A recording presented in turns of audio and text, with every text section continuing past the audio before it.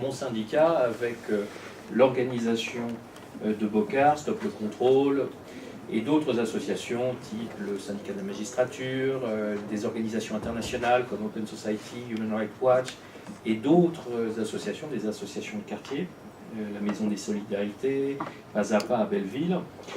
On a fait un groupe, une plateforme, c'est peut-être ce dont tu parlais tout à l'heure Thomas, qui était assez hétéroclite et qui était très très riche. Vous aviez en gros une micro-société qui était prête à en découdre avec les contrôles au faciès.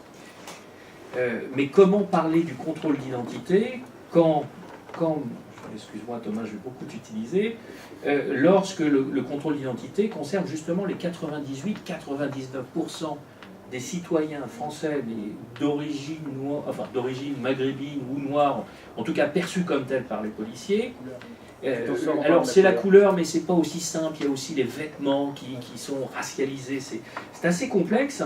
Bon, toujours est-il que sur le plan politique, on est arrivé, avec Bocard et tous les copains, on est arrivé à l'engagement numéro 30 du candidat Hollande.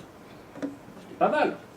Je ferai en sorte, je prends l'engagement de mettre un terme au contrôle au faciès. Alors, pour ceux qui ne sont pas au courant, ouvrez bien vos oreilles. Monsieur Valls lui-même, qui est en charge du dossier, parce qu'on attaquait, et Bocard pourra vous en parler, nous étions 13, il y a 13 demandeurs. Donc, comme je vous disais, on n'était pas en défense, là on a porté le fer, on a été attaquer l'État pour 13 contrôles. 13 contrôles d'identité. On a porté le fer en disant voilà, Bocard et puis 12 copains ont été contrôlés. On ne connaît pas les raisons pour lesquelles ils ont été contrôlés. Monsieur Valls, c'est quelqu'un qui est toujours sur un registre martial quand il parle de la République, mais quand, 3 minutes, quand il s'agit de sa qualité de responsable de l'État dans la procédure, et là je ne parle pas du blancos ou des robes qui sont incompatibles à la République, je vous parle de l'État qu'on attaque, eh bien quand on allègue pour Bocard et les autres de l'inégalité de traitement, de la discrimination raciale, que nous répond l'État, et c'est là que c'est énorme avec un H, l'État nous dit, bah, désolé pour vous, mais l'égalité et la discrimination ne s'appliquent pas au contrôle d'identité.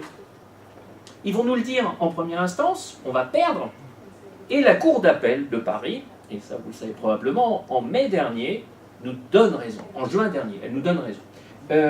Pour moi, dans ce dossier, bien évidemment, Monsieur Valls n'a pas totalement tort quand il parle d'apartheid, hein, je le prends comme une image, mais ce qui est terrible, c'est que c'est l'architecte de l'apartheid dans sa défense juridique.